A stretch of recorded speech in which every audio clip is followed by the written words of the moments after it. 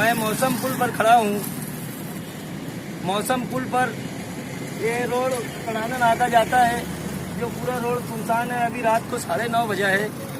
ये रोड चौकुल्ली की तरफ जाता है, चौकुल्ली की तरफ। ये भी रोड सुनसान है। पूरे मालेगांव शहर के अंदर, मालेगांव शहर नहीं, पूरे महाराष्ट्र में दफा 144 लागू है।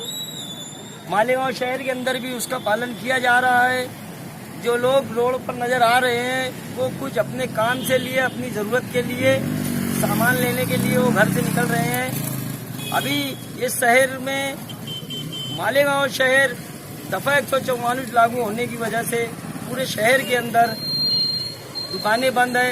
किराना, दूध वाले की दुकानें अभी शाम में चालू हुई थी। पुलिस प्रशासन भी यहाँ पर बहुत ही चौबंद है और पुलिस प्रशासन भी अपना काम कर रहा है। मैं न्यूज़ एनी टाइम के चैनल के माध्यम से और आवाज़ मीडिया की जानिब से लोगों से गुजारिश करता हूँ कि आप दफा 144 जो लागू है उसका पालन करें और कोरोना वायरस के जितने उपाय बताए जा रहे हैं एहतियात करें। यही गुजारिश हमारी है।